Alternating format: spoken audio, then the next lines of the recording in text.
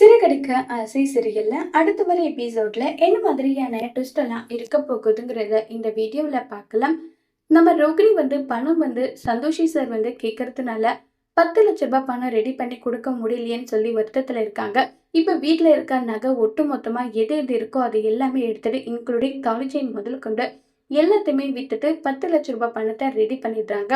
Ready பண்ணி இப்ப எடுத்துட்டு பணத்தையும் கொடுக்குறாங்க. ஆனா மீனா அதுக்கு முன்னாடியே கேஸை வாபஸ் வாங்க சொல்லி சிந்தாமணியை மிரட்டி இருப்பாங்க. அதனால பைனான்சியரும் கேஸை வாபஸ் வாங்க போகிறதுக்காக தான் ரெடியா இருப்பாங்க. சரி, வர வேண்டிய பணத்தை ஏன் விடணும்னு சொல்லிட்டு பணத்தை வாங்கிட்டு நான் இப்ப கேஸை வாபஸ் வாங்க தான் போறேன்னு சொல்லிட்டு இருக்காங்க. சரிங்க சார், எப்படியாவது என் புருஷனை வெளியே எடுத்துடுங்கன்னு சொல்லிட்டு போறாங்க. இப்ப நம்ம சந்தோஷி சார் பின்னாடியே ரோகிணியும் வராங்க.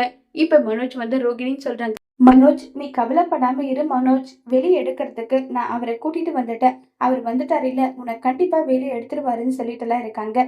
இன்ஸ்பெக்டர், இந்த விஷயம் எங்களுடைய பர்சனல் விஷயம், இதை நாங்களே பாத்துக்கிறோம், கேஸை நான் வாபஸ் வாங்கிக்கிறேன்னு சொல்லிட்டு இப்ப பைனான்சியர் கேஸை வாபஸ் வாங்கிடுறாங்க. உடனே மனோஜைய வெளியே விட்டுறாங்க.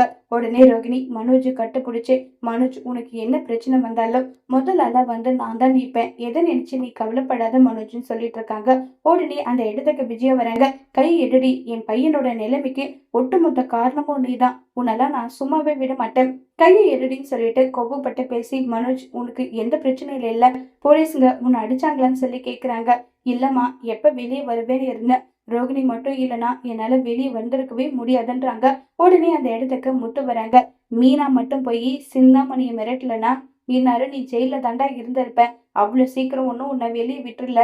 மீனா போயிட்டு சிந்தாமணியை மிரட்டி கமிஷனர் ஆபீஸ் வரையும் போவேன், நீ பண்ண பித்தலாட்டத்தை எல்லாம் சொல்லி மிரட்டி அதுக்கப்புறம் பைனான்சியருக்கு கால் பண்ணி அதுக்கப்புறம் தான் பைனான்சியர் வந்திருக்காங்கன்றாங்க.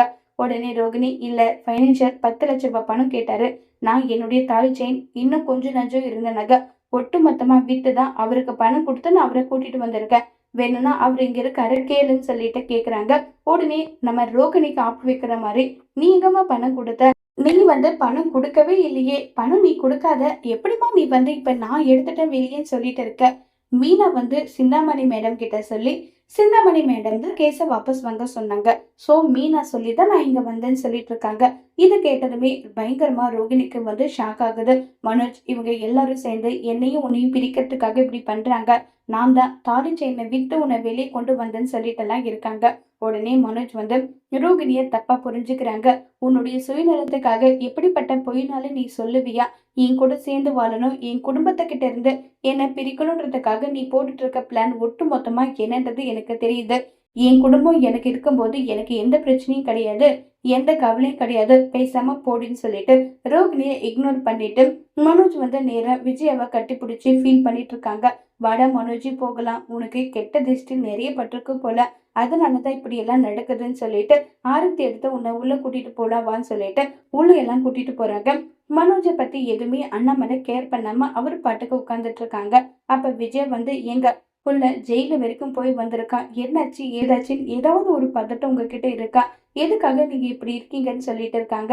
அவன் பண்ண தப்புக்கு தண்டனை கிடைச்சிருக்கு, உப்பு தினவன் தண்ணி குடிப்பான்னு சொல்ற மாதிரி அவன் திருட்டு கையெழுத்து போட்டான், அதனால பைனான்சியர் அவனை உள்ள தூக்கி வச்சாங்க, அதுக்கு நான் என்ன பண்ண முடியும்னு சொல்லிட்டு இருக்காங்க. அதுவே முத்தோ இல்ல வேற ஏதோ பிரச்சனையில அவன் ஜெயிலுக்கு போயிருந்தா முதல் ஆளா போய் நின்று இருப்பீங்க. ஏன் இப்ப ரீசெண்டா கூட திருட்டு நகைன்னு சொல்லிட்டு மாட்டிக்கிட்டாங்க, அப்ப கூட நீங்க போய் காப்பாத்துனீங்க, இப்ப மனோஜ காப்பாத்தி கூட்டிட்டு வந்திருக்கோம், ஒரு வார்த்தை கேக்குறீங்களான்னு சொல்லி கேக்குறாங்க.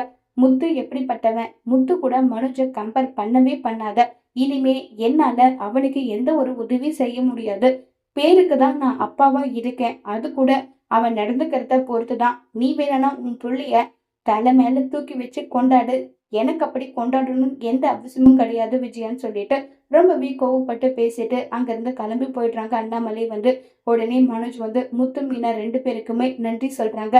எப்படி உனக்கு நன்றி சொல்றதுன்னு தெரியல, எனக்கு அந்த போலீஸ் ஸ்டேஷன்ல இருந்த ஒவ்வொரு முறையும் மனசுக்கு அவ்வளோ கஷ்டமா இருந்தது, நீங்க வெளியே கொண்டு வருவீங்களா இல்லையான்னு நினைச்சிட்டே இருந்தேன், கடைசியில என் நம்பிக்கை காப்பாத்திட்டீங்க, இனி எந்த ஒரு பிரச்சனையும் பண்ணாம நான் பாட்டுக்கு இருப்பேன்னு சொல்லி மனோஜ் திருந்தி மன்னிப்பு கேக்குறாங்க. இத பார்த்து மீனாவுக்கும் ஷாக்கிங்கா இருக்கு, முத்துக்கும் ஷாக்கிங்கா இருக்கு, நிஜமாவே மன்னிப்பு தான் இவர் கேக்குறாரான்னு சொல்லிட்டு ஆமா மீனா திருந்திருப்பான் போலன்னு சொல்லி முத்து மீனா நினைக்கிறாங்க. ஆனா மனோஜ் திருந்தினாங்களா, திரும்ப பழைய வேலையவே மனோஜ் செய்ய போறாங்களாங்கிறத வரப்போற எபிசோட்ல வெயிட் பண்ணி பார்க்கலாம். தேங்க்யூ.